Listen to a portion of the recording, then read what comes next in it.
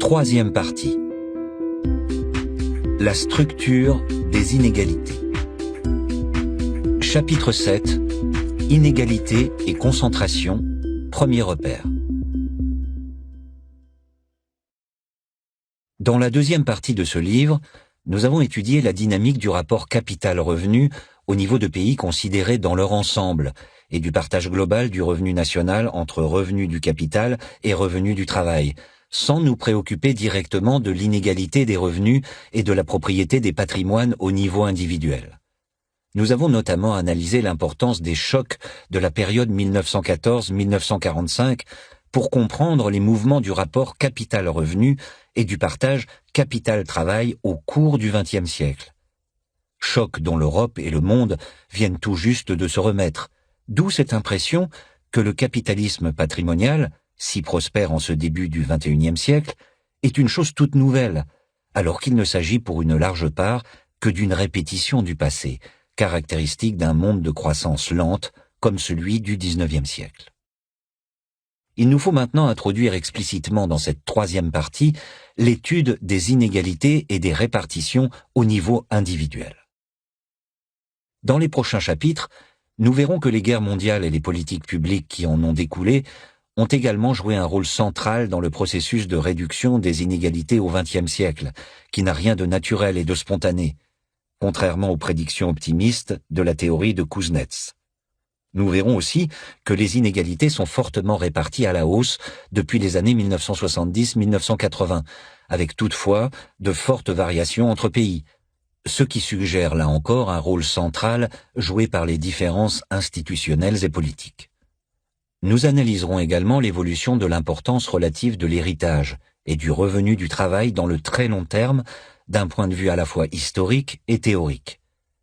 D'où vient cette croyance diffuse selon laquelle la croissance moderne favoriserait naturellement le travail par rapport à l'héritage, la compétence par rapport à la naissance, et en est-on si sûr?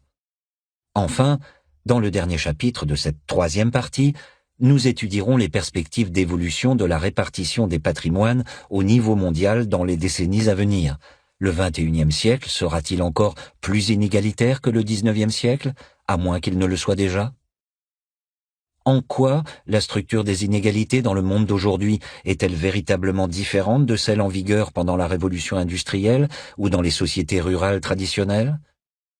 La deuxième partie nous a déjà apporté quelques pistes, mais seule l'analyse de la structure des inégalités au niveau individuel nous permettra de répondre à cette question centrale. Avant de pouvoir avancer dans cette voie, il nous faut d'abord, dans le présent chapitre, nous familiariser avec les notions et avec les ordres de grandeur. Commençons par noter que l'inégalité des revenus peut, dans toutes les sociétés, se décomposer en trois termes: l'inégalité des revenus du travail, l'inégalité de la propriété du capital et des revenus qui en sont issus, et le lien entre ces deux dimensions. Le fameux discours que Vautrin tient à Rastignac dans le Père Goriot constitue sans doute l'introduction la plus claire à cette problématique. Le discours de Vautrin. Publié en 1835, le Père Goriot est l'un des romans les plus célèbres de Balzac. Il s'agit sans doute de l'expression littéraire la plus aboutie de la structure des inégalités dans la société du XIXe siècle et du rôle central joué par l'héritage et le patrimoine. La trame du Père Goriot est limpide. Ancien ouvrier vermicellier, le Père Goriot a fait fortune dans les pâtes et les grains pendant la période révolutionnaire et napoléonienne. Veuf, il a tout sacrifié pour marier ses filles, Delphine et Anastasie, dans la meilleure société parisienne des années 1810-1820. Il a tout juste conservé de quoi se loger et se nourrir dans une pension crasseuse dans laquelle il rencontre Eugène de Rastignac, jeune noble désargenté venu de sa province pour étudier le droit à Paris. Plein d'ambition, meurtri par sa pauvreté, Eugène tente, grâce à une cousine éloignée, de pénétrer dans les salons huppés où se côtoient l'aristocratie, la grande bourgeoisie et la haute finance de la Restauration. Il ne tarde pas à tomber amoureux de Delphine, délaissée par son époux, le baron de Nucingen, un banquier qui a déjà utilisé la dot de sa femme dans de multiples spéculations. Rastignac va vite perdre ses illusions en découvrant le cynisme d'une société entièrement corrompue par l'argent. Il découvre avec effroi comment le père Goriot a été abandonné par ses filles qui en ont honte et ne le voient plus guère depuis qu'elles ont touché sa fortune, toutes préoccupées qu'elles sont par leur succès dans le monde. Le vieil homme meurt dans la misère sordide et la solitude. Rastignac ira seul à son enterrement. Mais à peine sorti du cimetière du Père-Lachaise, subjugué par la vue des richesses de Paris qui s'étalent au loin, le long de la Seine, il décide de se lancer à la conquête de la capitale. À nous deux maintenant. Son éducation sentimentale et sociale est terminée. Désormais, il sera lui aussi sans pitié. Le moment le plus noir du roman, celui où les alternatives sociales et morales auxquelles Rastignac fait face, s'exprime avec le plus de clarté et de crudité, et sans aucun doute le discours que lui tient Vautrin vers le milieu du récit. Résidant lui aussi à la miteuse pension Vauquer, Vautrin est un être trouble, beau parleur et séducteur, qui dissimule son lourd passé de bagnard, à la façon d'un Edmond Dantès dans Le Comte de Monte Cristo, ou d'un Jean Valjean dans Les Misérables. Mais contrairement à ces deux personnages somme toute positifs, Vautrin est profondément mauvais et cynique. Il tente d'entraîner Rastignac dans un meurtre pour mettre la main sur un héritage. Avant cela, il lui tient un discours extrêmement précis et effrayant sur les différents destins, les différentes vies qui s'offrent à un jeune homme comme lui dans la société française de l'époque. En substance, Vautrin explique à Rastignac que la réussite sociale par les études, le mérite et le travail est une illusion. Il lui dresse un tableau circonstancié des différentes carrières possibles s'il poursuit ses études. Par exemple, dans le droit ou la médecine, domaine par excellence où règne en principe une logique de compétences professionnelles et non de fortune héritée. En particulier, Vautrin indique très précisément à Rastignac les niveaux de revenus annuels auxquels il peut ainsi espérer accéder.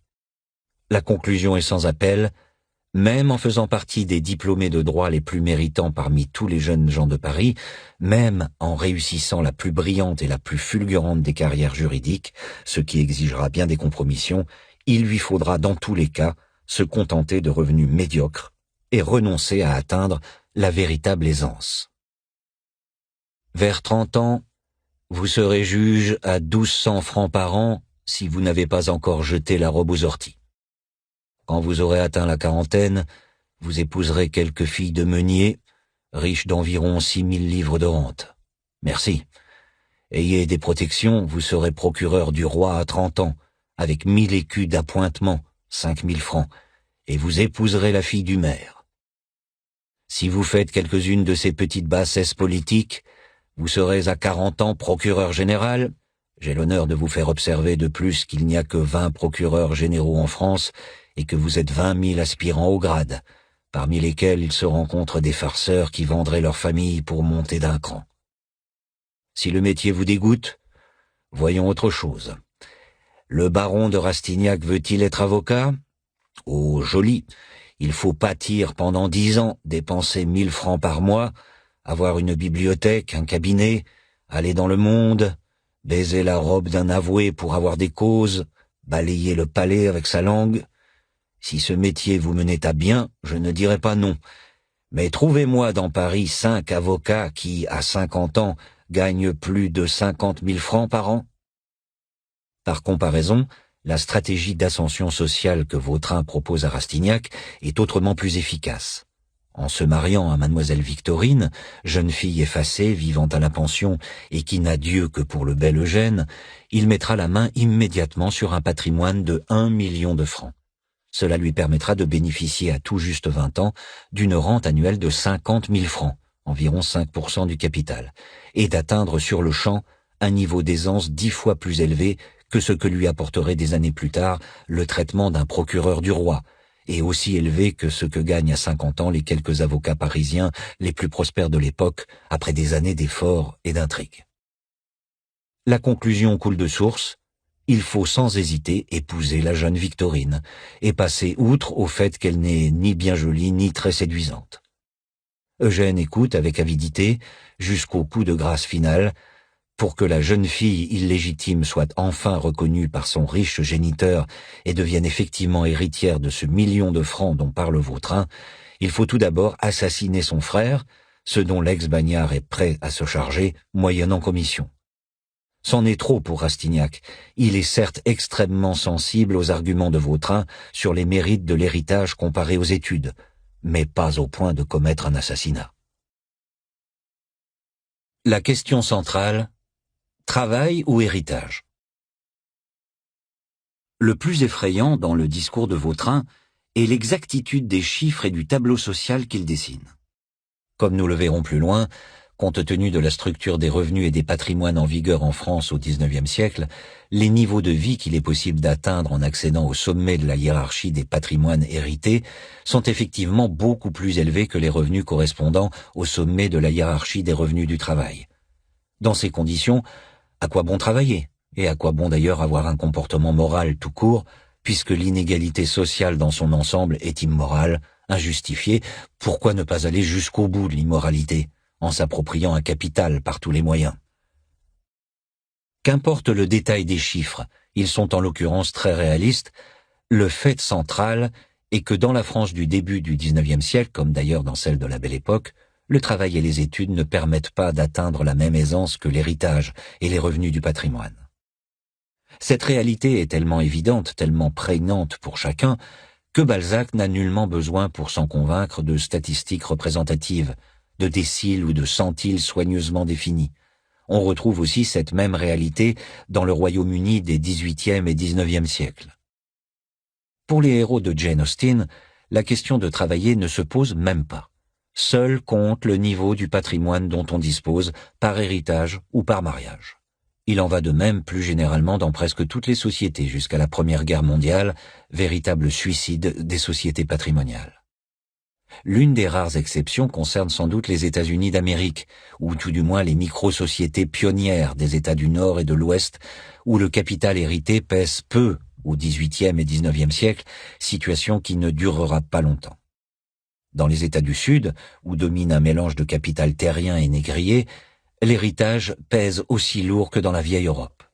Dans Autant en emporte le vent, les soupirants de Scarlett O'Hara ne comptent pas davantage que Rastignac sur leurs études ou leur mérite pour assurer leur aisance future. La taille de la plantation de leur père ou de leur beau-père importe beaucoup plus. Pour bien montrer le peu de considération qu'il a pour toute notion de morale, de mérite ou de justice sociale, Vautrin précise d'ailleurs dans son même discours à l'intention du jeune Eugène qu'il se verrait bien finir ses jours comme propriétaire d'esclaves dans le sud des États-Unis et vivre dans l'opulence de ses rentes négrières. De toute évidence, ce n'est pas la même Amérique que Tocqueville qui séduit l'ex-bagnard.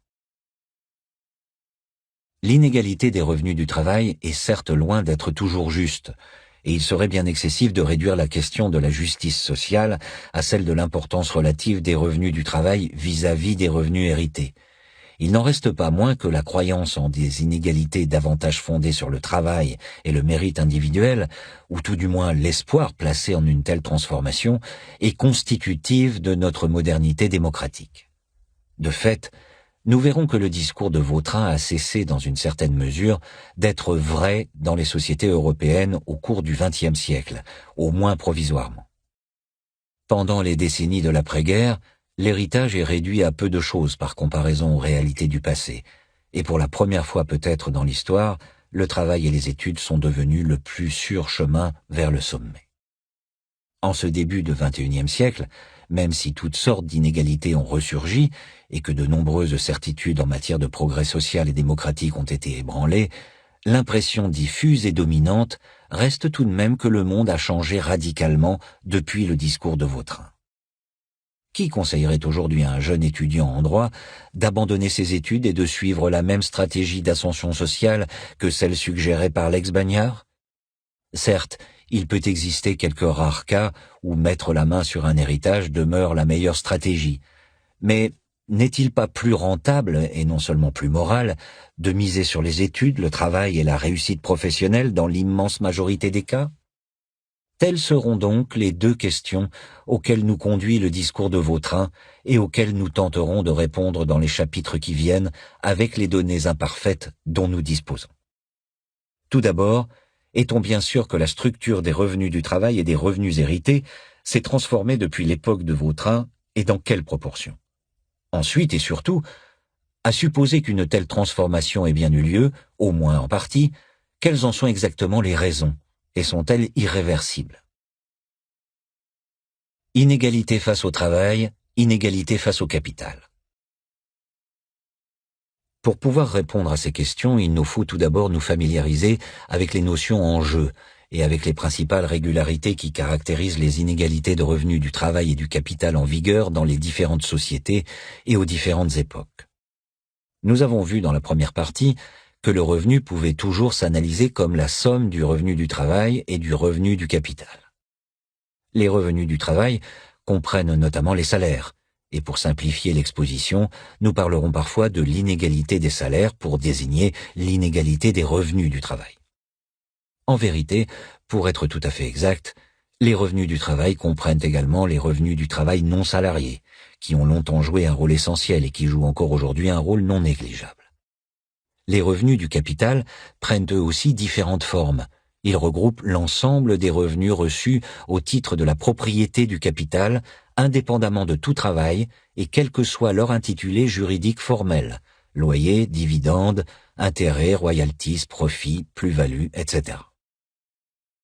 Par définition, l'inégalité des revenus résulte dans toutes les sociétés de l'addition de ces deux composantes. D'une part, l'inégalité des revenus du travail et d'autre part, l'inégalité des revenus du capital. Plus chacune de ces deux composantes est inégalement répartie, plus l'inégalité totale est forte.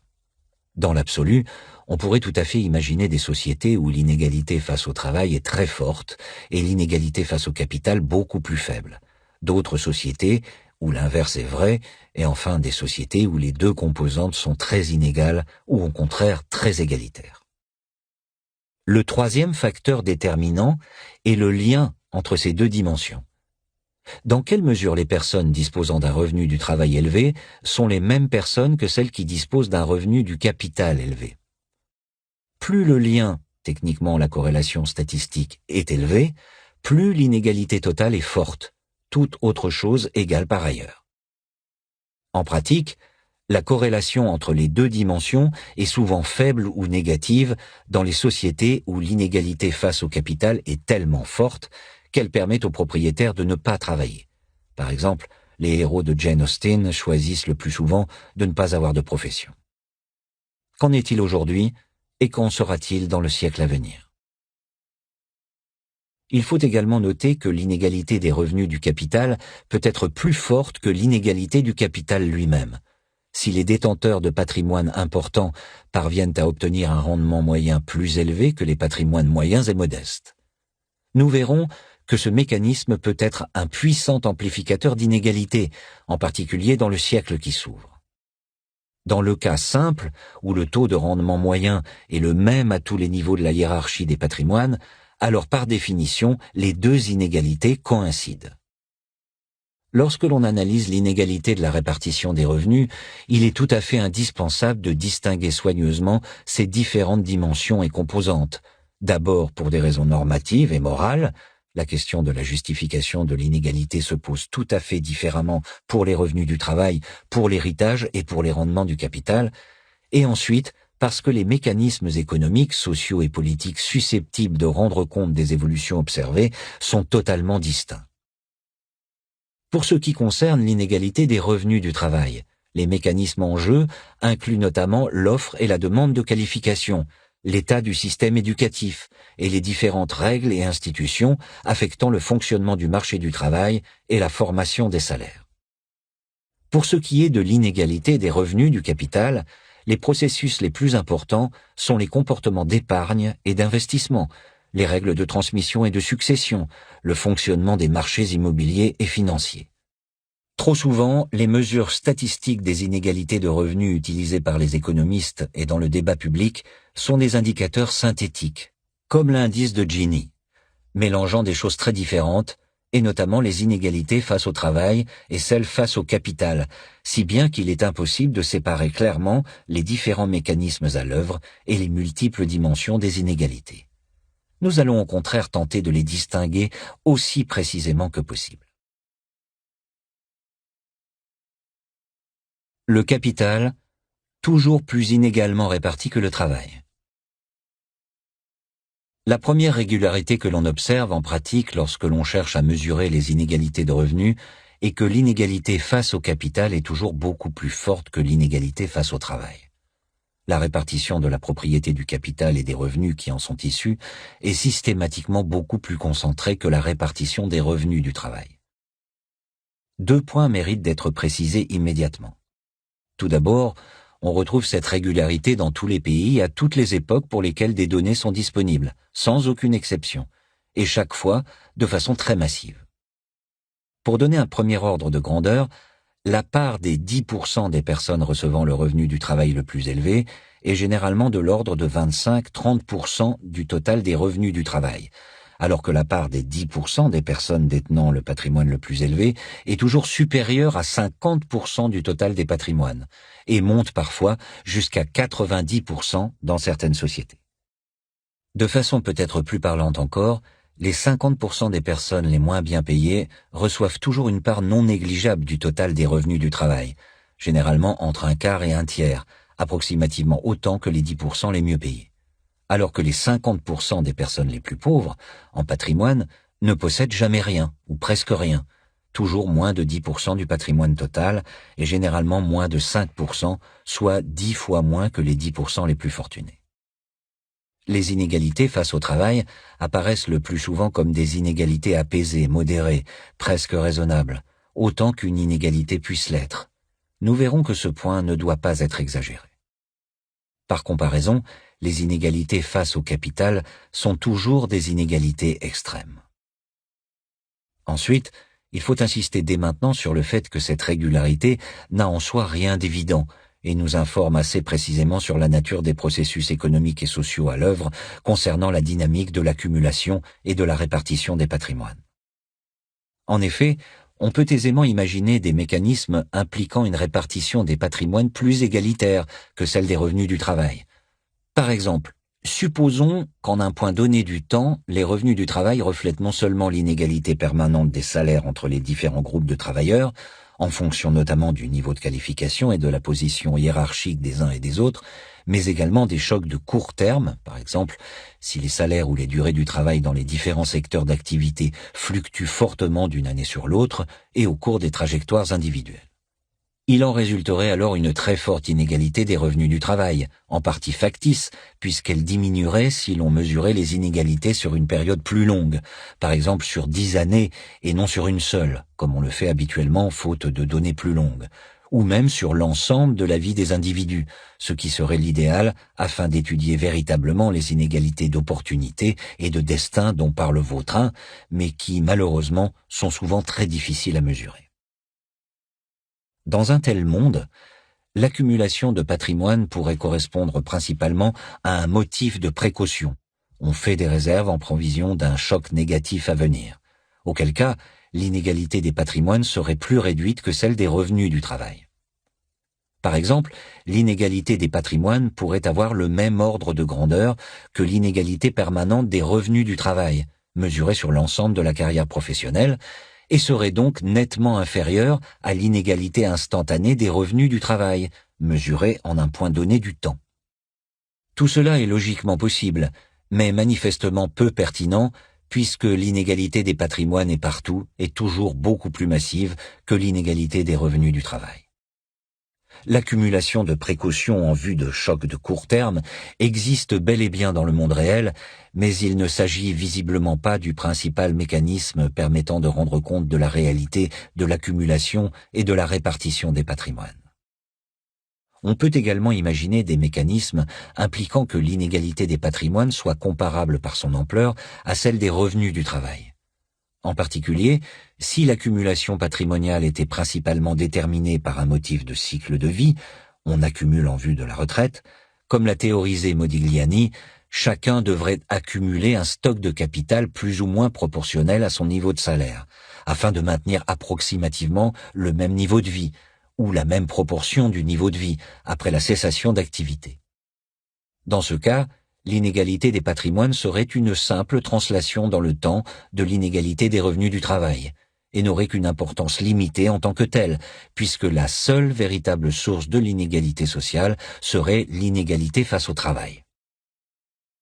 Là encore, un tel mécanisme théorique est logiquement plausible et joue évidemment un rôle non négligeable dans le monde réel, surtout dans des sociétés vieillissantes. Mais d'un point de vue quantitatif, il ne s'agit pas du mécanisme principal en jeu. L'épargne de cycle de vie, pas plus que l'épargne de précaution, ne permet d'expliquer la très forte concentration de la propriété du capital que l'on observe en pratique. Les personnes âgées sont certes plus riches en moyenne que les jeunes, mais la concentration des patrimoines est en réalité presque aussi forte à l'intérieur de chaque groupe d'âge que pour la population prise dans son ensemble. Autrement dit, contrairement à une idée répandue, la guerre des âges n'a pas remplacé la guerre des classes. La très forte concentration du capital s'explique notamment par l'importance de l'héritage et de ses effets cumulatifs. Par exemple, il est plus facile d'épargner quand on a hérité d'un appartement et que l'on n'a pas de loyer à payer. Le fait que le rendement du patrimoine prenne souvent des valeurs extrêmes joue également un rôle significatif dans ce processus dynamique. Nous reviendrons de façon détaillée dans la suite de cette troisième partie sur ces différents mécanismes et sur la façon dont leur importance a évolué dans le temps et l'espace. À ce stade, retenons simplement que l'ampleur de l'inégalité du capital, dans l'absolu et relativement à l'inégalité des revenus du travail, oriente vers certains mécanismes plutôt que d'autres. Inégalité et concentration, quelques ordres de grandeur. Avant d'analyser les évolutions historiques observées dans les différents pays, il est utile de décrire plus précisément les ordres de grandeur qui caractérisent généralement l'inégalité face au travail et face au capital. L'objectif est de permettre au lecteur de se familiariser avec des chiffres et des notions, déciles, centiles, etc., en apparence un peu techniques, voire rébarbatifs pour certains, mais qui sont en réalité très utiles pour analyser et comprendre les transformations de la structure des inégalités dans les différentes sociétés, pour peu qu'on les utilise correctement. Pour cela, nous avons indiqué dans les tableaux 7.1, 7.2 et 7.3 des exemples de répartition observés dans différents pays et à différentes époques.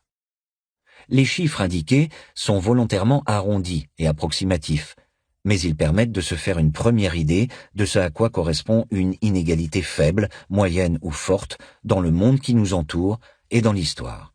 D'une part, pour les revenus du travail, tableau 7.1, d'autre part, pour la propriété du capital, tableau 7.2, et enfin, pour l'inégalité totale des revenus lorsque l'on additionne revenus du travail et du capital, tableau 7.3.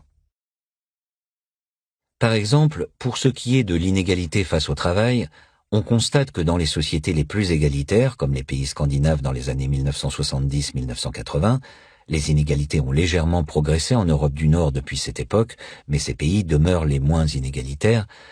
La répartition se présente approximativement de la façon suivante. Si l'on considère l'ensemble de la population adulte, alors les 10% de la population recevant les revenus du travail les plus élevés reçoivent à peine plus de 20% de la masse totale des revenus du travail. En pratique, il s'agit pour l'essentiel de la masse des salaires. Les 50% les moins bien payés en reçoivent environ 35% et les 40% du milieu touchent donc de l'ordre de 45% du total. Il ne s'agit certes pas d'une égalité parfaite, puisque dans ce cas, chaque groupe aurait dû percevoir l'équivalent de sa part dans la population. Les 10% les mieux payés devraient recevoir exactement 10% de la masse des revenus en jeu, et les 50% les moins bien payés devraient en recevoir 50%. Mais il s'agit d'une inégalité qui n'est pas trop extrême, tout du moins par comparaison à ce que l'on observe dans d'autres pays et à d'autres époques, et surtout à ce qu'on constate un peu partout pour la propriété du capital, y compris dans les pays scandinaves. Par exemple, aux États-Unis, les 10% les plus riches reçoivent environ 35% de la masse totale des revenus du travail et les 50% les plus pauvres, seulement 25%. Afin que chacun puisse se faire une idée sur ce que signifient réellement de tels chiffres, Il est important de faire le lien entre d'une part ce type de répartition exprimé en pourcentage du total à répartir et d'autre part les salaires sonnants et trébuchants que touchent les travailleurs en chair et en os qui composent ces répartitions, ou bien les patrimoines immobiliers et financiers que détiennent les propriétaires bien réels qui peuplent ces hiérarchies. Concrètement, si les 10% les mieux payés reçoivent 20% de la masse salariale, par définition, cela signifie que chacun dans ce groupe gagne en moyenne 2 fois le salaire moyen en vigueur dans le pays considéré. De même, si les 50% les moins bien payés reçoivent 35% de la masse salariale, alors cela implique mécaniquement que chacun dans ce groupe gagne en moyenne un peu plus des 2/3, exactement 70% du salaire moyen. Et si les 40% du milieu reçoivent 45% de la masse salariale, alors cela signifie que leur salaire moyen est légèrement plus élevé que le salaire moyen observé pour l'ensemble de la société. Par exemple, si le salaire moyen dans le pays considéré est de 2 000 € par mois, cette répartition implique que les 10% les mieux payés gagnent en moyenne 4 000 € par mois, les 50% les moins bien payés touchent 1 400 € par mois et les 40% du milieu reçoivent en moyenne 2 250 € par mois. En ce sens, ce groupe intermédiaire correspond bien à une grande classe moyenne dont le niveau de vie est souvent assez proche du revenu moyen de la société en question. Classe populaire, classe moyenne, classe supérieure. Précisons à ce sujet que les dénominations de classe populaire, définies comme les 50% du bas, classe moyenne, les 40% du milieu, c'est-à-dire les 40% compris entre les 50% du bas et les 10% du haut, et classe supérieure, les 10% du haut, que nous utilisons dans les tableaux 7.1, 7.3, sont évidemment arbitraires et discutables. Nous les avons introduites de façon purement illustrative et suggestive, afin de fixer les idées, mais en réalité, ces termes ne jouent pratiquement aucun rôle dans notre analyse et nous aurions aussi bien pu appeler classe A, classe B et classe C les groupes sociaux en question. Dans le cadre du débat public, ces questions de terminologie n'ont généralement rien d'anodin. La façon dont elles sont tranchées par les uns et les autres reflète souvent des prises de position implicites ou explicites quant à la justification et la légitimité des niveaux de revenus et de patrimoine détenus par tel ou tel groupe. Par exemple, certains utilisent l'expression classe moyenne de façon très extensive pour désigner des personnes se situant nettement à l'intérieur du décile supérieur de la hiérarchie sociale, les 10% les plus élevés, voire tout près du centile supérieur, les 1% les plus élevés. En général, l'objectif poursuivi est d'insister sur le fait que ces personnes, bien que disposant de ressources assez sensiblement supérieures à la moyenne en vigueur dans la société considérée, conservent tout de même une certaine proximité à la moyenne. Il s'agit donc d'indiquer que ces personnes ne sont pas des nantis et qu'elles méritent amplement la clémence des autorités publiques, et notamment du fisc. D'autres, parfois les mêmes, refusent toute notion de classe moyenne et préfèrent décrire la structure sociale comme opposant une immense majorité de classes populaires et moyennes, le peuple, et une infime minorité de classes supérieures, les élites. Une telle grille peut être pertinente pour décrire certaines sociétés ou peut-être plutôt pour analyser certains contextes politiques et historiques dans certaines sociétés. Par exemple, dans la France de 1789, on estime généralement que l'aristocratie représentait entre 1% et 2% de la population, le clergé moins de 1%, et le tiers-état, c'est-à-dire tout le peuple, des paysans à la bourgeoisie, dans le cadre du système politique en vigueur sous l'Ancien Régime, plus de 97%. Notre objectif ici n'est pas d'instituer la police des dictionnaires et du langage. Sur ces questions de dénomination, chacun a tout à la fois raison et tort. Chacun a de bonnes raisons d'utiliser les termes qu'il emploie et a tort de dénigrer ceux choisis par les autres. La façon dont nous définissons la classe moyenne, les 40% du milieu, est hautement contestable puisque, par construction, toutes les personnes que nous incluons dans ce groupe ont en réalité des revenus ou des patrimoines supérieurs à la médiane de la société considérée. Comme nous l'avons déjà noté, la médiane désigne le niveau au-dessous duquel se trouve la moitié de la population. En pratique, la médiane est toujours plus faible que la moyenne, car les répartitions sont toujours assez étirées vers le haut, ce qui tire la moyenne vers le haut et non la médiane. Pour les revenus du travail, La médiane est typiquement de l'ordre de 80% de la moyenne, par exemple autour de 1 600 € de salaire médian pour un salaire moyen de 2 000 €. Pour les patrimoines, la médiane peut être extrêmement faible, souvent à peine 50% du patrimoine moyen, voire quasi nul si la moitié la plus pauvre de la population ne possède presque rien. On pourrait tout aussi bien choisir de découper la société en 3 tiers et nommer classe moyenne le tiers véritablement au milieu. Il nous semble toutefois que notre définition correspond davantage à l'usage le plus répandu. L'expression classe moyenne est généralement utilisée pour désigner des personnes qui s'en sortent assez nettement mieux que la masse du peuple, tout en demeurant bien éloignées des véritables élites. Mais tout cela est éminemment discutable, et nous n'avons pas à prendre position ici sur cette délicate question tout à la fois linguistique et politique. En vérité, toute représentation de l'inégalité fondée sur un petit nombre de catégories est vouée à être schématique et grossière, puisque la réalité sociale sous-jacente est toujours celle d'une répartition continue. À tous les niveaux de revenus et de patrimoine, il existe toujours un certain nombre de personnes en chair et en os, dont les caractéristiques et l'importance numérique varient lentement et progressivement en fonction de la forme de la répartition en vigueur dans la société considérée. Il n'existe jamais de rupture discontinue entre les différentes classes sociales, entre le monde du peuple et celui des élites. C'est pourquoi notre analyse se fonde entièrement sur des notions statistiques à base de déciles, les 10% les plus élevés, les 40% du milieu, les 50% du bas, qui ont le mérite d'être définis exactement de la même façon dans les différentes sociétés, et qui permettent donc de faire des comparaisons rigoureuses et objectives dans le temps et l'espace, sans chercher à nier la complexité propre à chaque société, et en particulier le caractère fondamentalement continu de l'inégalité sociale. La lutte des classes ou la lutte des centiles. Car tel est au fond notre unique objectif, pouvoir comparer la structure des inégalités en vigueur dans des sociétés très éloignées dans le temps et l'espace, des sociétés que tout oppose a priori, et en particulier des sociétés utilisant des mots et des notions totalement différents pour désigner les groupes sociaux qui les composent. Les notions de décile et de centile sont un peu abstraites et manquent certainement de poésie. Spontanément, il est plus facile de s'identifier aux catégories de son temps, paysans ou nobles, prolétaires ou bourgeois, employés ou cadres supérieurs, serveurs ou traders.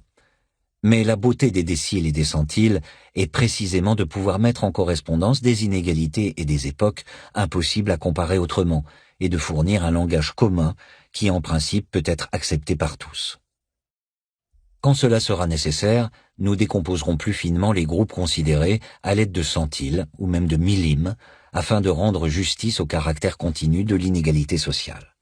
En particulier, dans chaque société, y compris la plus égalitaire, le décile supérieur est véritablement un monde en soi. Il regroupe des personnes dont le revenu est à peine 2 ou 3 fois supérieur au revenu moyen, et d'autres dont les ressources sont plusieurs dizaines de fois supérieures. Dans un premier temps, il est toujours éclairant de décomposer le décile supérieur en 2 sous-groupes. Le centile supérieur d'une part, que l'on peut appeler les classes dominantes, toujours pour fixer les idées et sans chercher à prétendre que ce terme est véritablement meilleur qu'un autre, et les 9 centiles suivants d'autre part, les classes aisées. Par exemple, si l'on considère le cas de l'inégalité relativement faible, scandinave, des revenus du travail représentés dans le tableau 7.1 avec les 20% de la masse salariale pour les 10% des travailleurs les mieux payés, on constate que la part reçue par les 1% les mieux payés est typiquement de l'ordre de 5% de la masse salariale. Par définition, cela signifie que les 1% des salariés les mieux payés gagnent en moyenne 5 fois le salaire moyen, soit 10 000 € par mois dans une société où le salaire moyen est de 2 000 € par mois. Autrement dit, les 10% les mieux payés gagnent en moyenne 4 000 € par mois, mais au sein de ce groupe, les 1% les mieux payés gagnent en moyenne de l'ordre de 10 000 € par mois, et les 9% suivants gagnent en moyenne environ 3 330 €. Si l'on continuait la décomposition plus loin et que l'on examinait le millime supérieur, les 0,1% les mieux payés, au sein du centile supérieur, alors on trouverait des personnes gagnant plusieurs dizaines de milliers d'euros par mois, et même quelques-unes avec quelques centaines de milliers d'euros par mois, y compris dans les pays scandinaves des années 1970-1980. Simplement, ces personnes seraient peu nombreuses, si bien que leur poids dans la masse des revenus du travail serait relativement limité. Pour juger de l'inégalité d'une société, il ne suffit donc pas de constater que certains revenus sont très élevés. Dire par exemple que l'échelle des salaires va de 1 à 10 ou bien de 1 à 100 ne nous dit en réalité pas grand-chose. Il faut également savoir combien de personnes atteignent ces niveaux. De ce point de vue, la part des revenus ou des patrimoines détenus par le décile supérieur ou le centile supérieur constitue un indicateur pertinent pour apprécier l'inégalité d'une société, puisqu'il prend en compte non seulement l'existence de revenus ou patrimoines extrêmes, mais également le nombre de personnes réellement concernées par ces valeurs très élevées. Le centile supérieur est un groupe particulièrement intéressant à étudier dans le cadre de notre enquête historique, car il représente une fraction certes très minoritaire de la population, par définition, mais en même temps un groupe social beaucoup plus vaste que les fines élites de quelques dizaines ou centaines de membres qui retiennent parfois l'attention, comme les 200 familles en France qui, dans l'entre-deux-guerres, faisaient référence aux 200 plus gros actionnaires de la Banque de France, ou bien les classements de fortune publiés de nos jours dans Forbes et les magazines équivalents qui portent généralement sur quelques centaines de personnes. Dans un pays de près de 65 millions d'habitants comme la France de 2013, soit d'environ 50 millions pour la population majeure, le centile supérieur regroupe tout de même 500 000 personnes adultes. Dans un pays de 320 millions d'habitants comme les États-Unis, soit 260 millions d'adultes, le centile supérieur est peuplé de 2,6 millions de personnes majeures. Il s'agit donc de groupes sociaux très importants numériquement, des groupes qu'il est impossible de ne pas remarquer dans un pays, surtout lorsqu'ils ont tendance à habiter les mêmes villes, voire les mêmes quartiers. Dans tous les pays, le centile supérieur prend de la place dans le paysage social, et pas seulement de l'argent. À bien y regarder, on peut considérer que dans toutes les sociétés, qu'il s'agisse de la France de 1789, entre 1% et 2% de la population pour l'aristocratie, ou des États-Unis du début des années 2010, où le mouvement Occupy Wall Street a explicitement ciblé ce groupe des 1% les plus riches, le centile supérieur représente une population suffisamment significative numériquement pour structurer fortement le paysage social et l'ordre politique et économique dans son ensemble. On voit au passage tout l'intérêt de ces notions de décile et de centile. Par quel miracle pourrait-on espérer comparer les inégalités dans des sociétés aussi différentes que la France de 1789 ou les États-Unis de 2013, si ce n'est en tentant minutieusement de définir les déciles et les centiles et d'estimer les parts qu'ils détiennent dans la richesse nationale ici et là? Un tel exercice ne permet certes pas de régler tous les problèmes et de répondre à toutes les questions, mais c'est beaucoup mieux que de ne rien pouvoir dire du tout.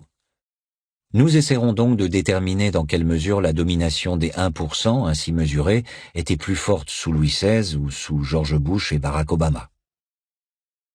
Le cas du mouvement Occupy montre également que ce langage commun, et en particulier ce concept de centile supérieur, même s'il peut sembler un peu abstrait de prime abord, peut permettre de mettre au jour des évolutions spectaculaires des inégalités et des réalités frappantes, et par là même peut constituer une grille de lecture utile de la société, dans le cadre de mobilisations sociales et politiques de grande ampleur, fondées sur des slogans a priori inattendus, « We are the 99%, mais qui finalement ne sont pas sans rappeler en esprit le fameux pamphlet « Qu'est-ce que le tiers-État » publié en janvier 1789 par la BCIS.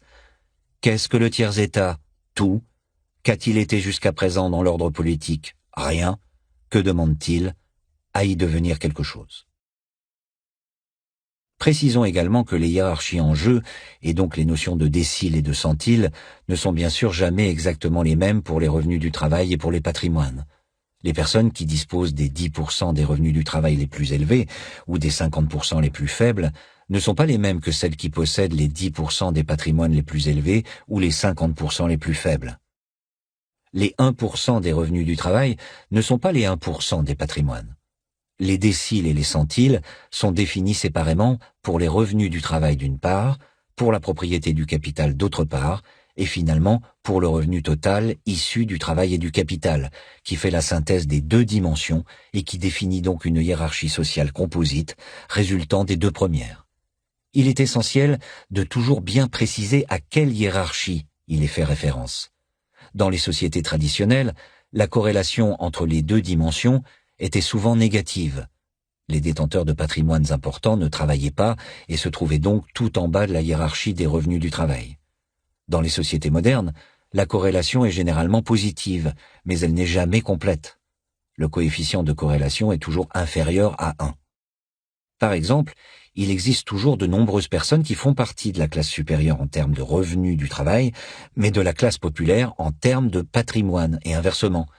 L'inégalité sociale est multidimensionnelle, de même que le conflit politique. Notons enfin que les répartitions de revenus et de patrimoine, décrites dans les tableaux 7.1, 7.3 et analysées dans ce chapitre et les suivants, sont toujours des répartitions dites primaires, c'est-à-dire avant prise en compte des impôts. Selon la forme que prennent ces derniers et les services publics et transferts qu'ils financent, plus ou moins progressives ou régressives, c'est-à-dire pesant plus ou moins lourdement sur les différents groupes de revenus et de patrimoine à mesure que l'on s'élève dans la hiérarchie sociale, la répartition après impôt peut être plus ou moins fortement égalitaire que la répartition avant impôt.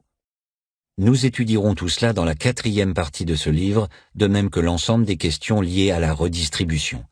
À ce stade, seule nous intéresse la répartition avant l'impôt. Suivant l'usage, les revenus de remplacement, c'est-à-dire les pensions de retraite et les allocations chômage destinées à remplacer la perte de revenus du travail, financées par des cotisations assises sur les salaires, selon une logique contributive, ont été inclus dans les revenus primaires du travail. Les inégalités face au travail, des inégalités apaisées. Reprenons l'examen des ordres de grandeur des inégalités. Dans quelle mesure les inégalités des revenus du travail sont-elles des inégalités modérées, raisonnables, voire apaisées? Certes, les inégalités face au travail sont toujours beaucoup plus réduites que celles face au capital. On aurait bien tort cependant de les négliger, d'une part parce que les revenus du travail représentent généralement entre les 2/3 et les 3/4 du revenu national, et d'autre part parce que les écarts entre les répartitions des revenus du travail en vigueur dans les différents pays sont tout à fait substantiels, ce qui suggère que les politiques publiques et les différences nationales peuvent avoir des conséquences majeures sur ces inégalités et sur les conditions de vie de vastes groupes de la population. Dans les pays les plus égalitaires en matière de revenus du travail, comme les pays scandinaves dans les années 1970-1980, les 10% les mieux payés reçoivent environ 20% de la masse des revenus du travail, et les 50%, les moins bien payés, en reçoivent 35%. Dans les pays moyennement inégalitaires, comme la plupart des pays européens aujourd'hui, par exemple la France ou l'Allemagne, le premier groupe reçoit de l'ordre de 25-30% du total et le second environ 30%. Et dans les pays fortement inégalitaires, comme les États-Unis au début des années 2010, sans doute l'un des plus hauts niveaux d'inégalité des revenus du travail jamais observés, comme nous le verrons plus loin, le décile supérieur atteint 35% du total, alors que la moitié inférieure tombe à 25%. Autrement dit, l'équilibre entre les deux groupes est presque totalement inversé. Les 50% les moins bien payés reçoivent près de 2 fois plus de masse salariale au total que les 10% les mieux payés dans les pays les plus égalitaires, ce qui est bien le moins, jugeront certains, puisqu'ils sont 5 fois plus nombreux, et 1/3 de moins dans les pays les plus inégalitaires. Si la tendance à la concentration croissante des revenus du travail observée aux États-Unis au cours des dernières décennies devait se poursuivre, alors les 50% les moins bien payés pourraient recevoir moitié moins de masse salariale que les 10% les mieux payés aux alentours de 2030. Voir tableau 7.1. Rien ne dit évidemment que cette évolution va effectivement se poursuivre, mais cela permet d'illustrer le fait que les transformations en cours n'ont rien d'anodin. Concrètement, pour un même salaire moyen de 2 000 € par mois, la répartition scandinave la plus égalitaire correspond à 4 000 € par mois pour les 10% les mieux payés, dont 10 000 € pour les 1% les mieux payés, 2 250 € pour les 40% du milieu et 1 400 € pour les 50% les moins bien payés, alors que la répartition américaine la plus inégalitaire observée à ce jour correspond à une hiérarchie nettement plus marquée. 7 000 € pour les 10% du haut, dont 24 000 € pour les 1%, 2 000 € pour les 40% du milieu et seulement 1 000 € par mois pour les 50% du bas. Pour la moitié la moins favorisée de la population, l'écart entre les différentes répartitions est donc loin d'être négligeable. Quand on dispose toute sa vie de 40% de revenus supplémentaires, 1 400 € au lieu de 1 000 €, sans même prendre en compte les effets du système d'impôts et de transferts, cela entraîne des conséquences considérables sur les choix de vie que l'on peut se permettre, la capacité à se loger, à partir ou non en vacances, les dépenses que l'on peut consacrer à ses projets, à ses enfants, etc. Il faut également souligner que dans la plupart des pays, les femmes sont en pratique massivement surreprésentées au sein des 50% des salaires les plus bas, si bien que ces fortes différences entre pays reflètent pour une part importante des différences dans les écarts de salaire hommes-femmes, écarts qui sont plus réduits qu'ailleurs en Europe du Nord. Pour les parties les plus favorisées de la population, les écarts entre répartitions sont également très significatifs. Quand on dispose toute sa vie de 7 000 € par mois au lieu de 4 000 €, ou mieux encore de 24 000 € au lieu de 10 000 €, on ne fait pas les mêmes dépenses et on dispose de plus de pouvoir non seulement sur ses achats, mais également sur les autres, par exemple pour mettre à son service les personnes moins bien payées. Si la tendance américaine devait se poursuivre, les revenus mensuels en 2030, toujours pour un même salaire moyen de 2 000 € par mois, pourrait être de 9 000 € pour les 10% du haut, dont 34 000 € pour les 1%, 1 750 € pour les 40% du milieu et seulement 800 € par mois pour les 50% du bas. Concrètement, en y consacrant une petite part de leurs revenus, les 10% du haut pourraient embaucher comme domestiques une bonne part des 50% du bas. On voit donc que pour un même salaire moyen, différentes répartitions des revenus du travail peuvent conduire à des réalités sociales et économiques extrêmement éloignées pour les groupes sociaux concernés et dans certains cas, à des inégalités qui n'ont rien de paisible. Pour toutes ces raisons, il est essentiel de comprendre les forces économiques, sociales et politiques qui déterminent le degré d'inégalité des revenus du travail en vigueur dans les différentes sociétés. Les inégalités face au capital, des inégalités extrêmes. Si l'inégalité des revenus du travail peut parfois ressembler à tort à une inégalité modérée et apaisée, c'est surtout par comparaison à la répartition de la propriété du capital qui, dans tous les pays, met en jeu des inégalités extrêmes. Dans les sociétés les plus égalitaires en matière de patrimoine, qui sont là encore les pays scandinaves dans les années 1970-1980, les 10% des patrimoines les plus élevés représentent à eux seuls environ 50% du patrimoine national, voire un peu plus, entre 50 et 60%, si l'on prend correctement en compte les fortunes les plus importantes. Actuellement, au début des années 2010, la part des 10% des patrimoines les plus élevés se situe autour de 60% du patrimoine national dans la plupart des pays européens, et en particulier en France, en Allemagne, au Royaume-Uni et en Italie. Le plus frappant est sans doute que, dans toutes ces sociétés, la moitié la plus pauvre de la population ne possède presque rien. Les 50% les plus pauvres en patrimoine possèdent toujours moins de 10% du patrimoine national et généralement moins de 5%. En France, d'après les dernières données disponibles portant sur les années 2010-2011, la part des 10% les plus riches atteint 62% du patrimoine total et celle des 50% les plus pauvres n'est que de 4%. Aux États-Unis, l'enquête la plus récente organisée par la Federal Reserve concernant les mêmes années indique que le décile supérieur possède 72% du patrimoine américain et la moitié inférieure tout juste 2%. Encore faut-il préciser que cette source, comme la plupart des enquêtes déclaratives, sous-estime les plus hautes fortunes. La part du décile supérieur américain est sans doute plus proche de 75% du patrimoine total. Ainsi que nous l'avons déjà noté, il est également important d'ajouter que l'on retrouve cette très forte concentration des patrimoines à l'intérieur de chaque groupe d'âge. Au final, les inégalités patrimoniales dans les pays les plus égalitaires en matière de patrimoine, par exemple dans les pays scandinaves dans les années 1970-1980, apparaissent nettement plus fortes que les inégalités salariales dans les pays les plus inégalitaires en matière de salaire, par exemple les États-Unis au début des années 2010, voire tableau 7.1, 7.2. À ma connaissance, il n'existe aucune société à aucune époque où l'on observe une répartition de la propriété du capital qui puisse raisonnablement être qualifiée de faiblement inégalitaire, c'est-à-dire une répartition où la moitié la plus pauvre de la société posséderait une part significative, par exemple 1/5 ou 1/4 du patrimoine total.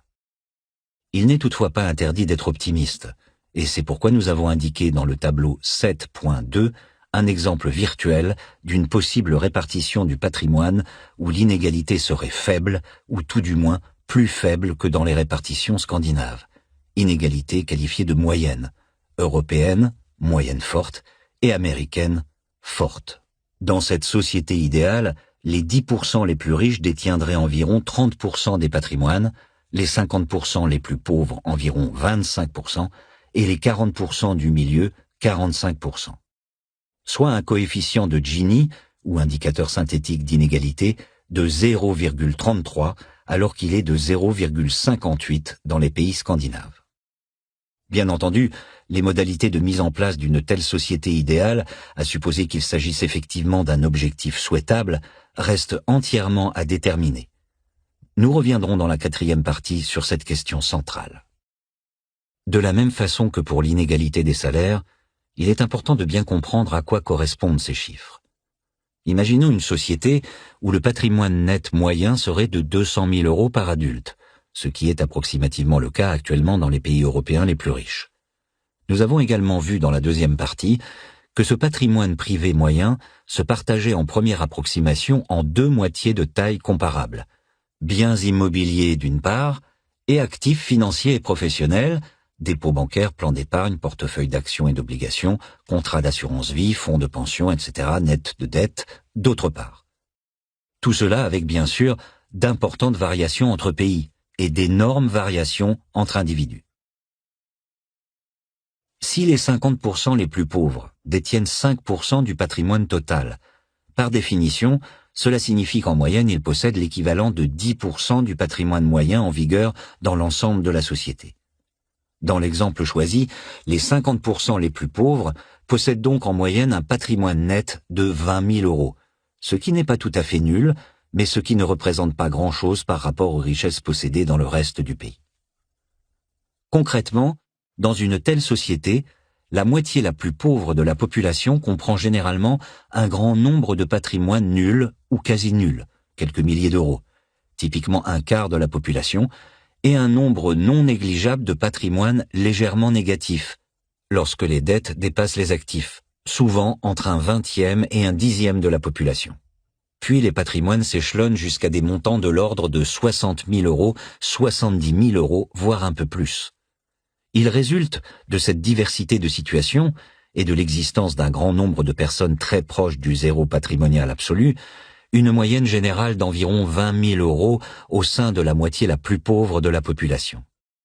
Il peut s'agir dans certains cas de personnes en cours d'accession à la propriété immobilière, mais qui sont encore lourdement endettées, d'où un patrimoine net très faible. Mais il s'agit le plus souvent de locataires, dont le patrimoine se limite à quelques milliers d'euros d'économie, parfois quelques dizaines de milliers d'euros, sur un compte en banque et des livrets d'épargne. Si l'on incluait dans le patrimoine les biens durables, voitures, meubles, équipements ménagers, etc., possédés par ces personnes, le patrimoine moyen des 50% les plus pauvres monterait tout au plus à 30 000 euros, 40 000 euros. Pour cette moitié de la population, la notion même de patrimoine et de capital est relativement abstraite. Pour des millions de personnes, le patrimoine se réduit à quelques semaines de salaire d'avance, ou de retard, sur un compte chèque, un vieux livret A dégarni ouvert par une tante, une voiture et quelques meubles. Cette réalité profonde, le patrimoine est tellement concentré qu'une bonne partie de la société ignore pratiquement son existence et s'imagine parfois qu'il est possédé par des êtres irréels et des entités mystérieuses, rend d'autant plus indispensable l'étude méthodique et systématique du capital et de sa répartition. À l'autre bout de l'échelle, si les 10% les plus riches détiennent 60% du patrimoine total, alors mécaniquement, cela implique qu'en moyenne, ils possèdent l'équivalent de 6 fois le patrimoine moyen du pays en question.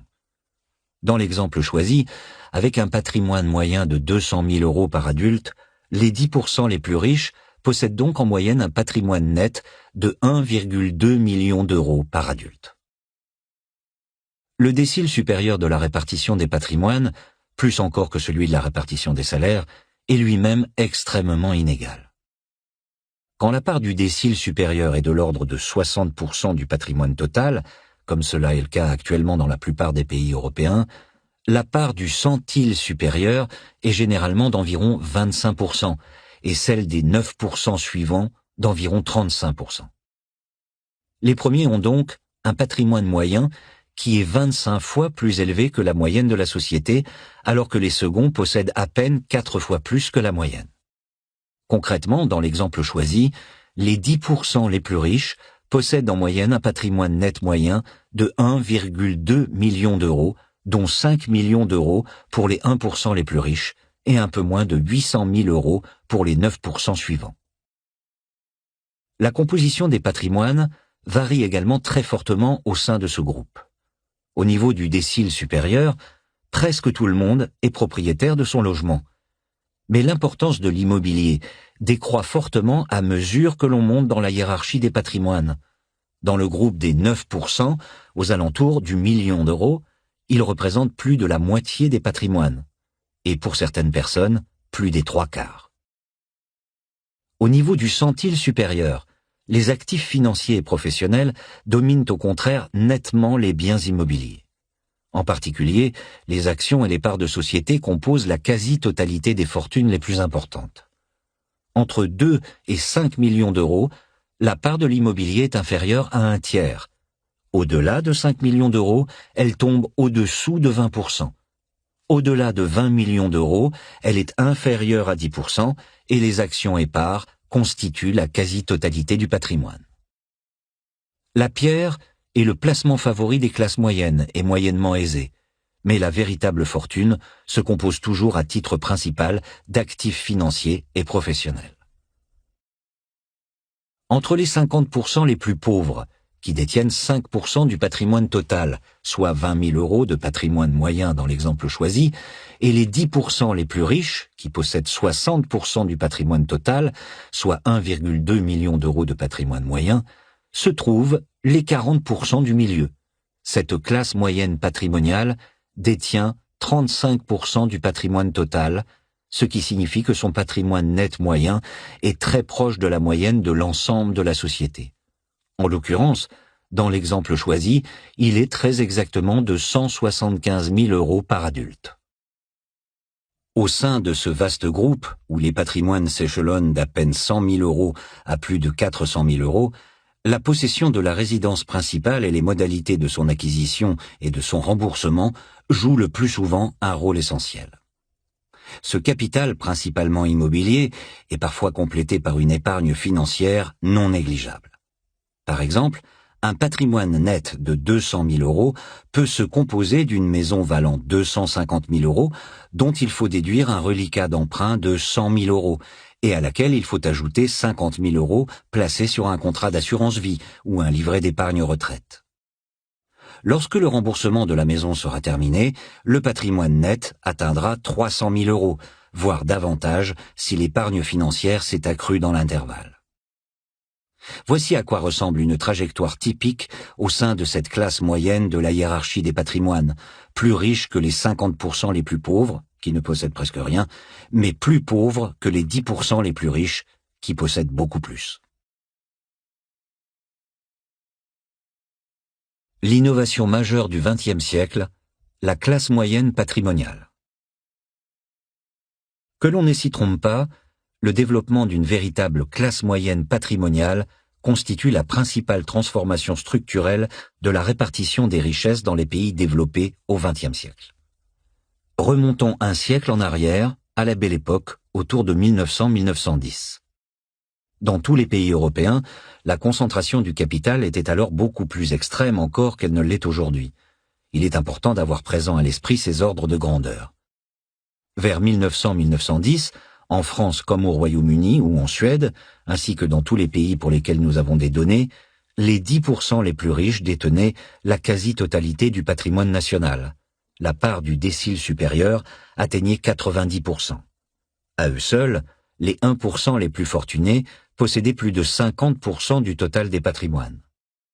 La part du centile supérieur dépassait même 60% dans certains pays particulièrement inégalitaires, comme le Royaume-Uni.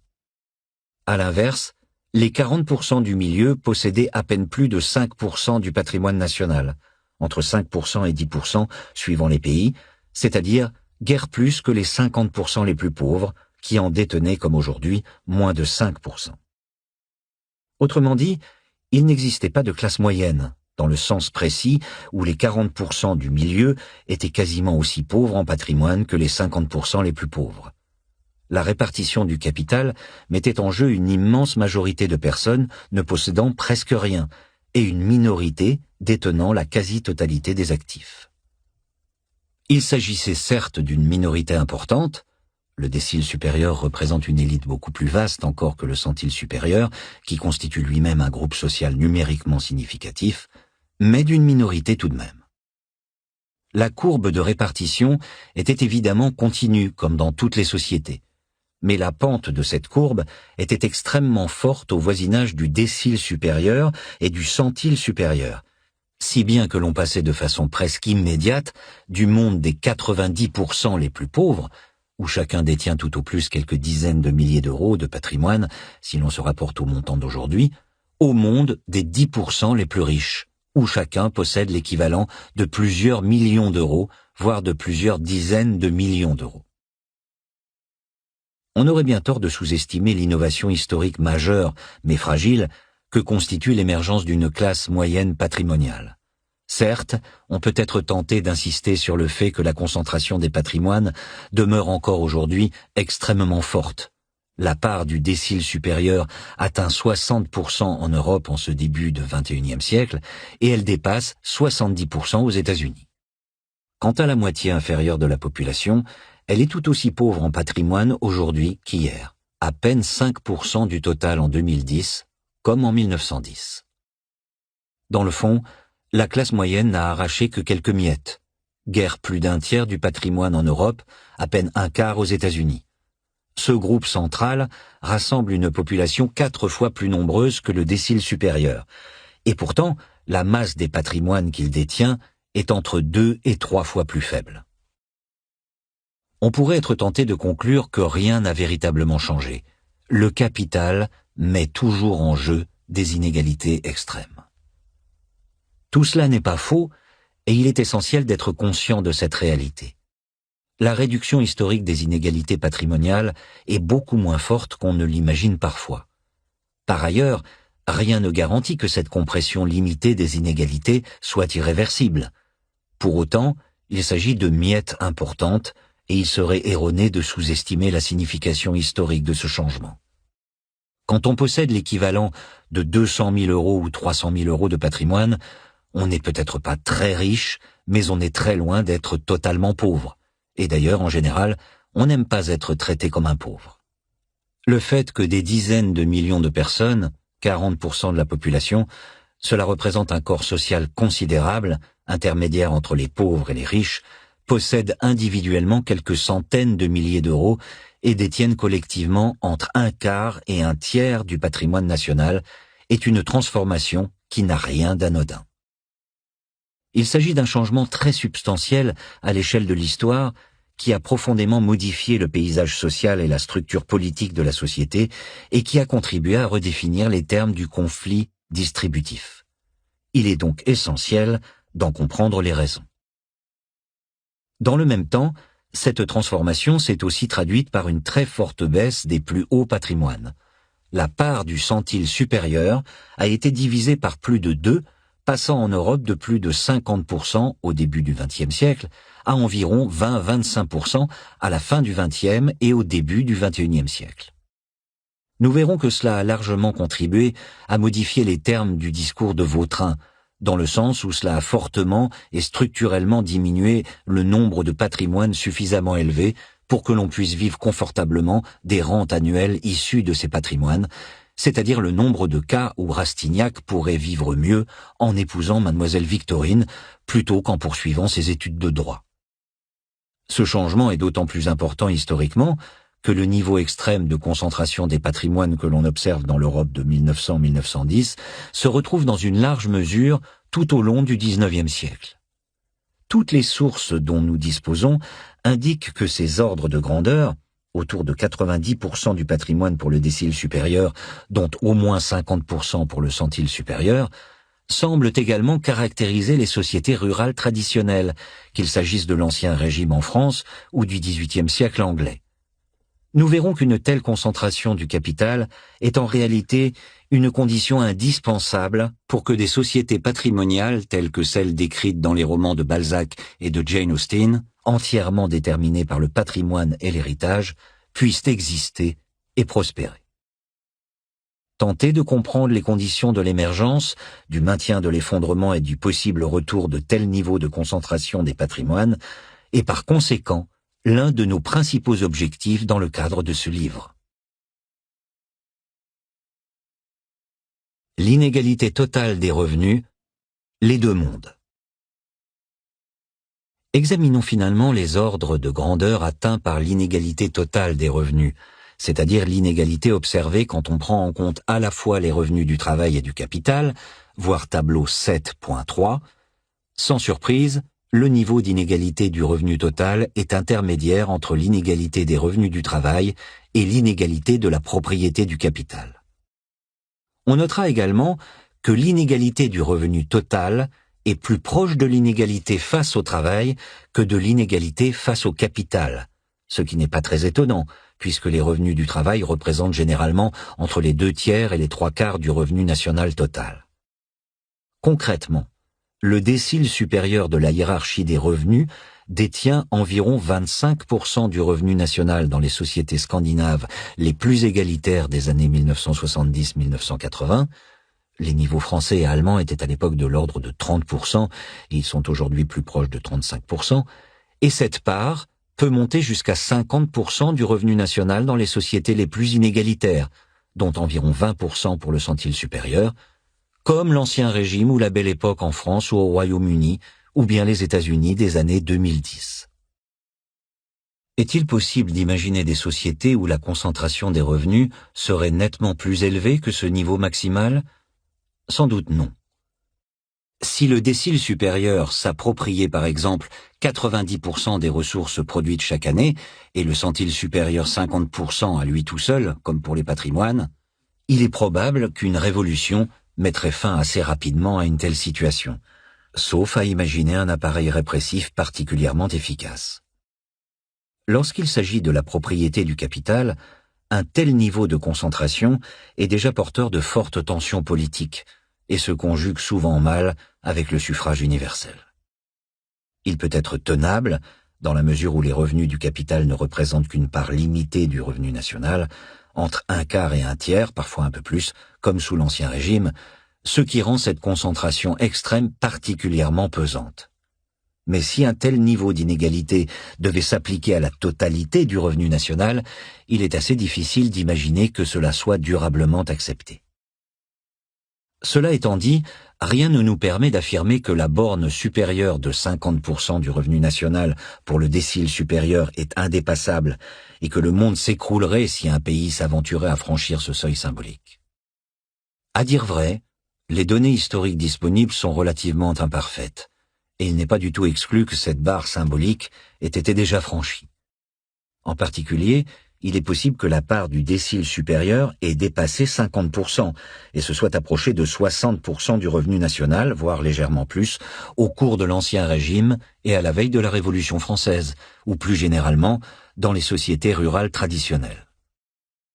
En vérité, le caractère plus ou moins soutenable d'inégalités aussi extrêmes dépend non seulement de l'efficacité de l'appareil répressif, mais également et peut-être surtout de l'efficacité de l'appareil de justification. Si les inégalités sont perçues comme justifiées, par exemple parce qu'elles semblent découler du fait que les plus riches ont choisi de travailler davantage ou plus efficacement que les plus pauvres, ou bien parce que les empêcher de gagner davantage nuirait inévitablement aux plus pauvres, alors il est tout à fait envisageable que la concentration des revenus dépasse ces records historiques. C'est pourquoi nous avons indiqué dans le tableau 7.3 un possible nouveau record atteint par les États-Unis vers 2030, au cas où l'inégalité des revenus du travail, et à un degré moindre l'inégalité de la propriété du capital, poursuivrait sa progression des dernières décennies. On atteindrait alors une part d'environ 60% du revenu national pour le décile supérieur et une part d'à peine 15% du revenu national pour la moitié inférieure de la population. Insistons de nouveau sur ce point.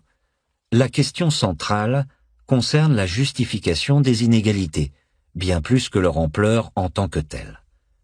C'est pourquoi il est essentiel d'analyser la structure des inégalités.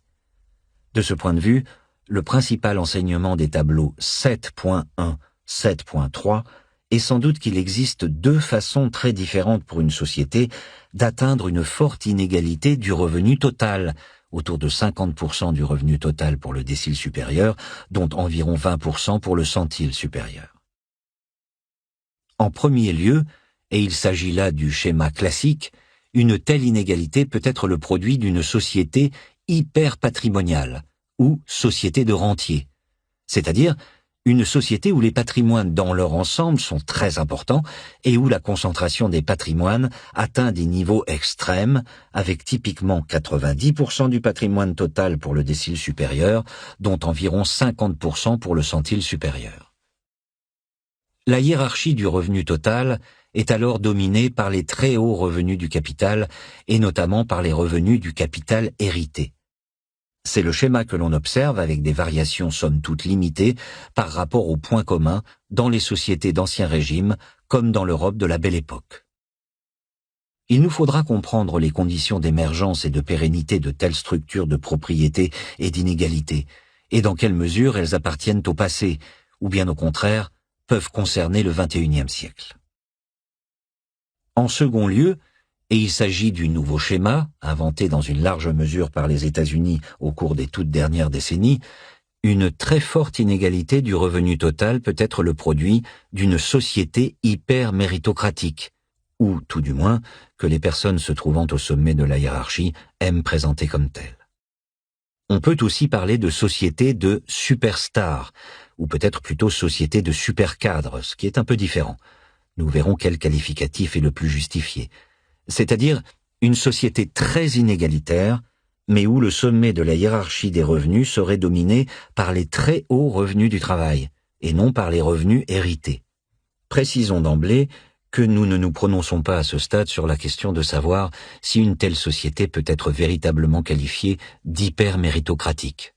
Il n'y a rien d'étonnant à ce que les gagnants d'une telle société aiment à décrire ainsi la hiérarchie sociale et parviennent parfois à en convaincre une partie des perdants. Mais pour nous, il doit s'agir d'une conclusion possible, tout aussi possible a priori que la conclusion contraire, et non d'une hypothèse. Nous verrons donc dans quelle mesure la montée de l'inégalité des revenus du travail aux États-Unis suit une logique méritocratique, et dans quelle mesure il est possible de répondre à cette question normative complexe. Au point où nous en sommes, contentons-nous de noter que cette opposition absolue entre les deux types de sociétés hyper inégalitaires, entre sociétés de rentiers et sociétés de supercadres, est naïve et excessive. Les deux types d'inégalités peuvent parfaitement se cumuler.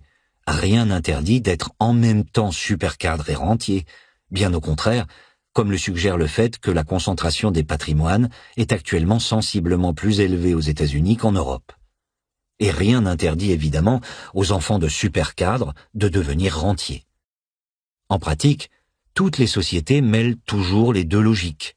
Il n'en reste pas moins qu'il existe bien plusieurs façons d'atteindre un même niveau d'inégalité et que les États-Unis des années 2010 se caractérisent avant tout par une inégalité record des revenus du travail, plus élevée que dans toutes les sociétés observées dans l'histoire et dans l'espace, y compris des sociétés caractérisées par de très fortes disparités de qualification, et par des inégalités patrimoniales moins extrêmes que celles observées dans les sociétés traditionnelles ou dans l'Europe de 1900-1910. Il est donc essentiel de comprendre les conditions de développement propres à ces deux logiques, sans oublier qu'elles pourraient fort bien se compléter au XXIe siècle et non plus se substituer l'une à l'autre et conduire ainsi à un nouveau monde de l'inégalité plus extrême encore que les deux premiers. Cette association croissante entre les deux dimensions de l'inégalité pourrait par exemple découler de la hausse tendancielle des droits d'inscriptions universitaires. Nous y reviendrons. Les problèmes posés par les indicateurs synthétiques.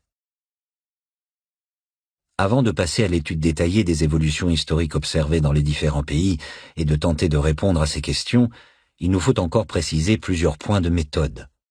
En particulier, nous avons indiqué dans les tableaux 7.1, 7.3 les coefficients de Gini correspondant aux différentes répartitions considérées.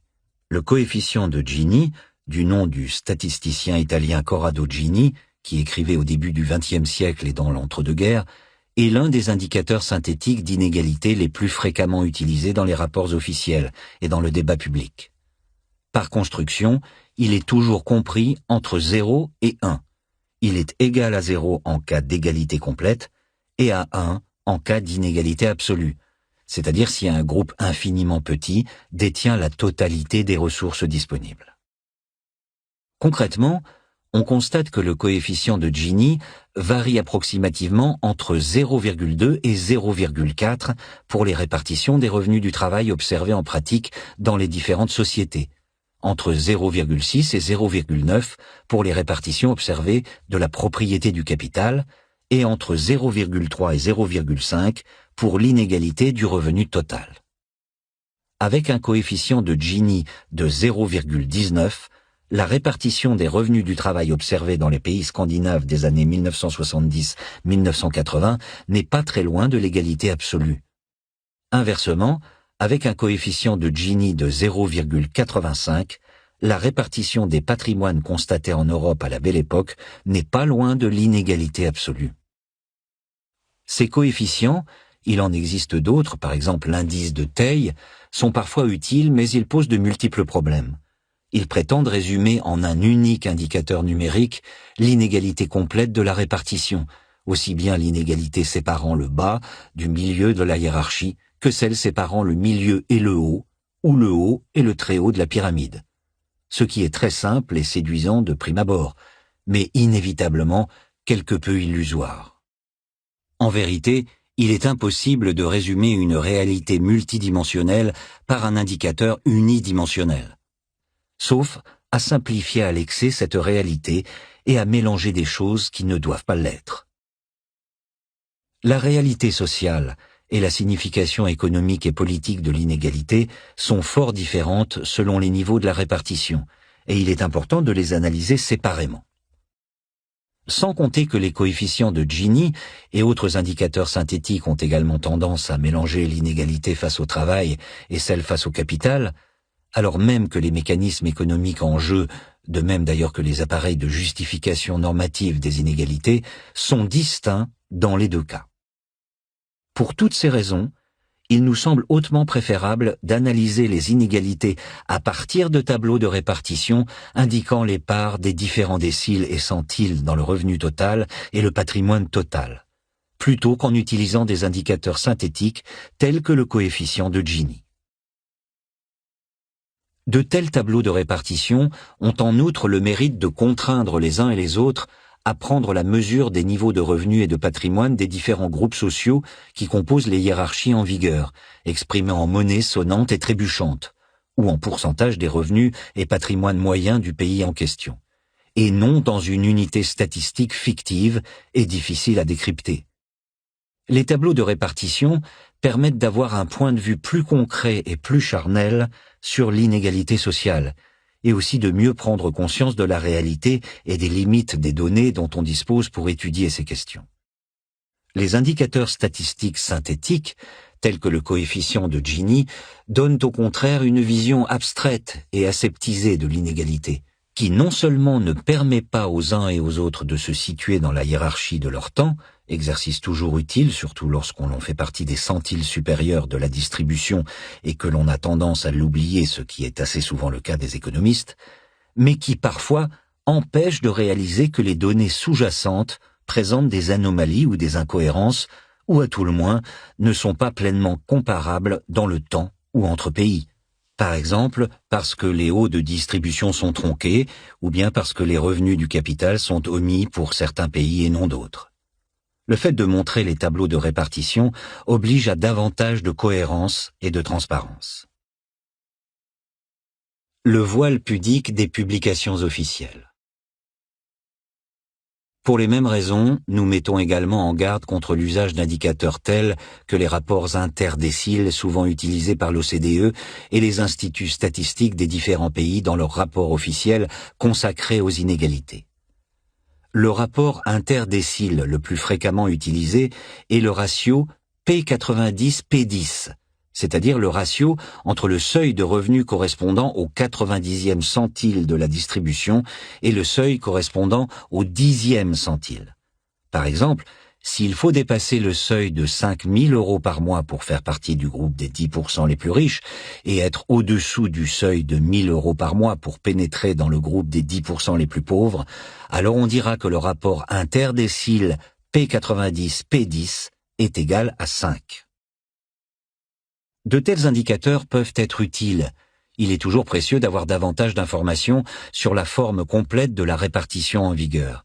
Mais il faut être conscient du fait que, par construction, ces indicateurs oublient totalement de tenir compte de l'évolution de la répartition au-delà du 90e centile.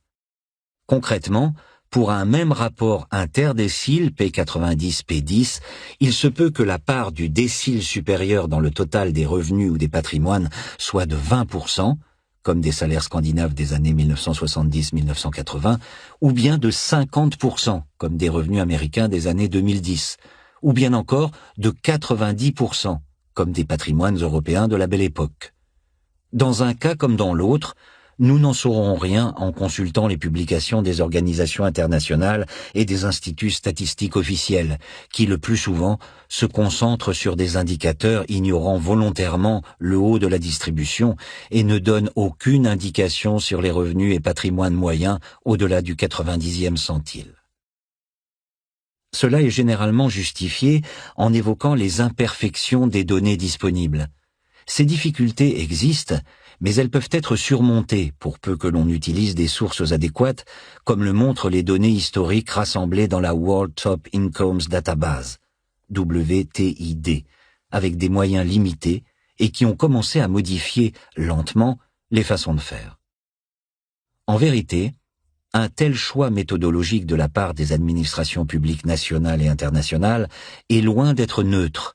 Ces rapports officiels sont censés contribuer à informer le débat public sur la répartition des richesses et en pratique, ils présentent souvent une vision artificiellement apaisée des inégalités. Pour donner une comparaison, c'est un peu comme si un rapport gouvernemental officiel sur les inégalités en France en 1789 avait choisi d'ignorer totalement tout ce qui se passe au-delà du 90e centile, soit un groupe entre 5 et 10 fois plus vaste que l'ensemble de l'aristocratie de l'époque, au motif qu'il est décidément trop complexe d'en parler.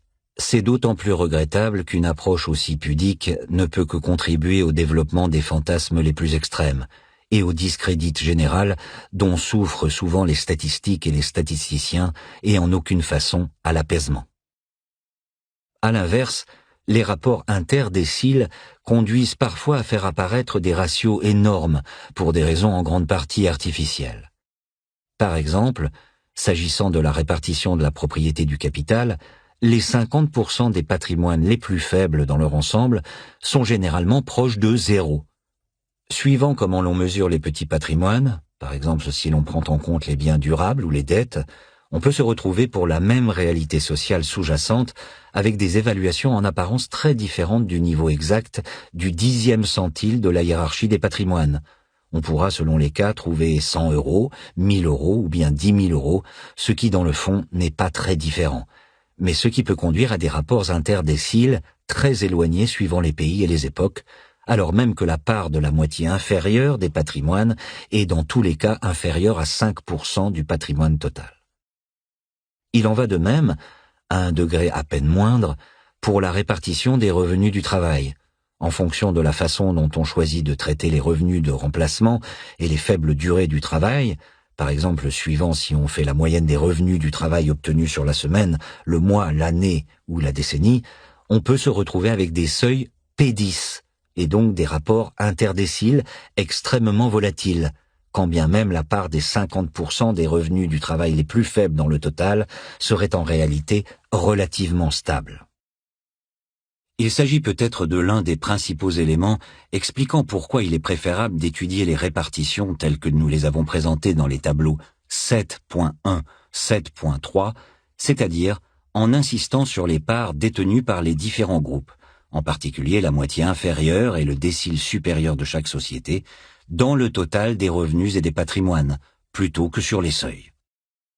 Les parts donnent à voir des réalités beaucoup plus stables que les rapports entre seuils. Retour aux tables sociales et à l'arithmétique politique. Voici donc les différentes raisons pour lesquelles les tableaux de répartition que nous avons examinés dans ce chapitre constituent à nos yeux l'outil le plus adapté pour étudier la répartition des richesses, bien davantage que les indicateurs synthétiques et les ratios interdéciles. Ajoutons que notre démarche est la plus cohérente avec celle de la comptabilité nationale. À partir du moment où les comptes nationaux permettent maintenant dans la plupart des pays de connaître chaque année le revenu national et le patrimoine national, et donc le revenu moyen et le patrimoine moyen puisque les sources démographiques permettent de connaître aisément la population totale, l'étape suivante est naturellement de décomposer ces masses de revenus et de patrimoine entre les différents déciles et centiles. Cette recommandation a été formulée par de nombreux rapports visant à améliorer et à humaniser la comptabilité nationale, mais avec peu de progrès à ce jour. Une décomposition permettant de distinguer les 50% les plus pauvres, les 40% suivants et les 10% les plus riches peut légitimement être considérée comme une première étape utile pour avancer dans cette direction. En particulier, une telle approche permet à chacun de se rendre compte jusqu'à quel point le taux de croissance de la production intérieure et du revenu national se retrouve, ou non, dans les revenus réellement perçus par les différents groupes sociaux. Par exemple, seule la connaissance de la part du décile supérieur permet de savoir dans quelle mesure une fraction disproportionnée de la croissance a été captée par le haut de la distribution.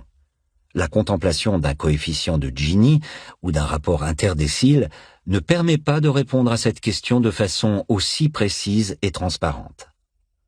Précisons enfin que les tableaux de répartition dont nous préconisons l'utilisation sont d'une certaine façon assez proches des tables sociales, social tables, en vogue au XVIIIe et au début du XIXe siècle. Imaginées au Royaume-Uni et en France à la fin du XVIIe et au cours du XVIIIe siècle, ces tables sociales ont été abondamment utilisées, raffinées et commentées en France pendant le siècle des Lumières, comme dans le fameux article « Arithmétique politique » de l'encyclopédie de Diderot. Des premières versions établies par Gregory King pour l'année 1688 au tableau plus élaboré conçu par Expilly ou Isnard à la veille de la Révolution française, ou par Peuchet, Colquhoun ou Blodgett au cours de la période napoléonienne.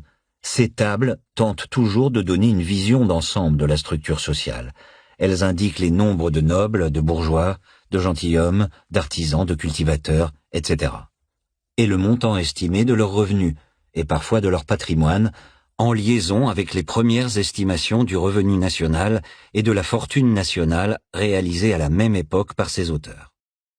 La différence essentielle, cependant, est que ces tables utilisent les catégories sociales de leur temps et ne cherchent pas à répartir les richesses en termes de déciles ou de centiles. Il n'en reste pas moins que ces tables, par la dimension charnelle qu'elles tentent de donner de l'inégalité et par leur insistance sur les parts de la richesse nationale détenues par les différents groupes sociaux, en particulier les différentes strates d'élite, ont une proximité évidente avec l'approche que nous tentons de suivre. À l'inverse, elles sont relativement éloignées en esprit des mesures statistiques aseptisées des inégalités qui se sont trop souvent imposées au XXe siècle et qui ont eu tendance à naturaliser la question de la répartition des richesses, envisagée de façon atemporelle et non conflictuelle, à la manière d'un Gini ou d'un Pareto. La façon dont on cherche à mesurer les inégalités n'est jamais neutre. Nous reviendrons sur ces discussions dans les prochains chapitres lorsque nous évoquerons la question de Pareto et de ses fameux coefficients.